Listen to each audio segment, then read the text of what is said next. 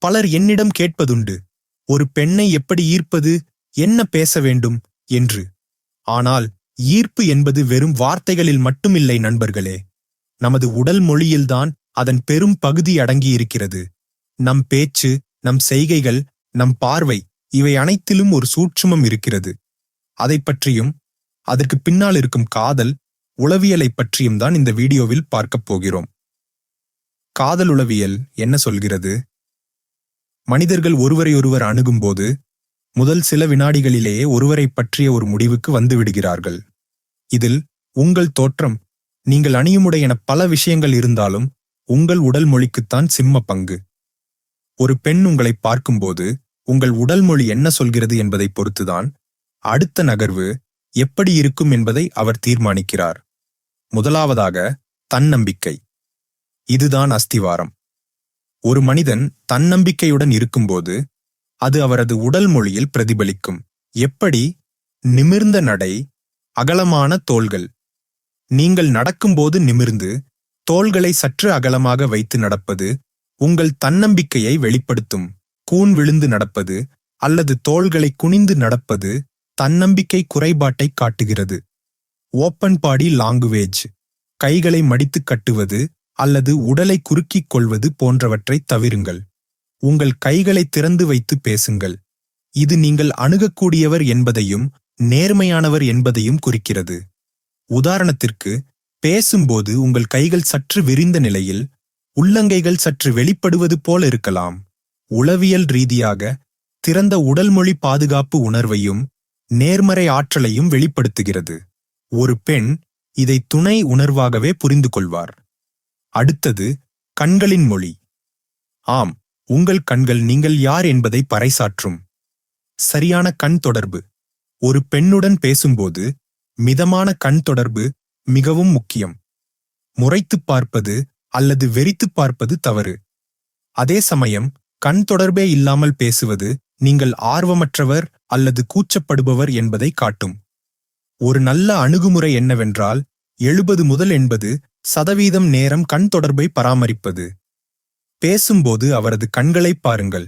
சில வினாடிகள் கழித்து முகத்தின் மற்ற பாகங்களுக்கு, உதாரணமாக அவரது வாய் அல்லது புருவங்களுக்கு உங்கள் பார்வையை நகர்த்தி மீண்டும் கண்களுக்கு திரும்புங்கள். கண்களின் புன்னகை. உங்கள் கண்களில் ஒருவித அரவணைப்பையும் புன்னகையையும் கொண்டு வருவது மிகவும் சக்தி வாய்ந்தது. இதை நீங்கள் உள் மனதிலேயே ஒரு சிறிய புன்னகையை உங்களது கண்களுக்கு கொண்டு வருவது என பயிற்சி செய்யலாம். இது உங்களை மென்மையாகவும் அணுகக்கூடியவராகவும் காட்டும்.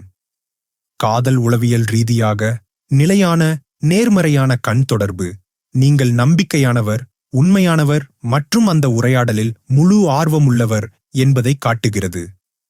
இது ஒருவருக்கொருவர் இடையில் ஒருவித பிணைப்பை உருவாக்குகிறது. மூன்றாவது, நீங்கள் ஒரு பெண்ணுடன் உரையாடும்போது நீங்கள் எப்படி கேட்கிறீர்கள் என்பதுதான். செயல்திறன் மிக்க கேட்கும் திறன், ஆக்டிவ் லிசனிங். ஒரு பெண் பேசும்போது தலை அசைப்பது, ஆமாம் என ஒலி எழுப்புவது அவர் சொல்வதை கேட்பதற்கான அறிகுறிகள். அவரது முகபாவனைகளை கவனித்து அதற்கு ஏற்ப உங்கள் முகபாவனைகளை மாற்றுவது முக்கியம். மிரரிங். இது ஒரு நுட்பமான ஆனால் சக்தி வாய்ந்த உத்தி. ஒருவர் பேசும்போது அவரது உடல் மொழிக்கு இணையாக கிட்டத்தட்ட பிரதிபலிப்பது போல உங்கள் உடல் மொழியை மாற்றுவது. உதாரணமாக, அவர் சாய்ந்து பேசினால் நீங்களும் சற்று சாய்வது. அவர் கைகளை அசைத்தால் நீங்களும் அதே பாணியில் கைகளை அசைப்பது. ஆனால் இதை மிகைப்படுத்தாமல் இயல்பாகச் செய்ய வேண்டும். இது துணை உணர்வாகவே ஒரு பிணைப்பை உருவாக்கும். நாம் இருவரும் ஒரே அலைவரிசையில் இருக்கிறோம் என்ற உணர்வை இது தரும். தொடுதலின் முக்கியத்துவம். இந்த புள்ளி மிகவும் முக்கியமானது, கவனமாக கையாளப்பட வேண்டும். தொடுதல் என்பது ஒரு சக்தி வாய்ந்த உடல் மொழி.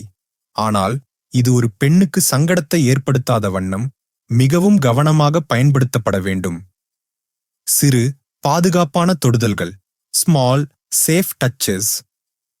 ஒரு நகைச்சுவை உணர்வின் போது கையை மெதுவாகத் தொடுவது அல்லது கூட்டத்தில் வழிவிடும்போது அவசரமாக இல்லாமல் ஆதரவாக ஒரு தொடுதல். இவையெல்லாம் ஒருவித பிணைப்பையும் சௌகரியத்தையும் உருவாக்கும். ஆனால் இது அவரது சம்மதத்துடன் இருக்க வேண்டும் என்பதை எப்போதும் நினைவில் கொள்ளுங்கள். ஒரு பெண்ணுக்கு சங்கடம் ஏற்பட்டால் உடனடியாக அதை நிறுத்திவிட வேண்டும்.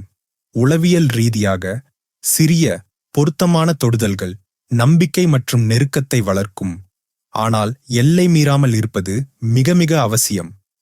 நண்பர்களே, பெண்களை ஈர்ப்பது என்பது ஏதோ மாயவித்தை அல்ல. அது ஒரு கலை.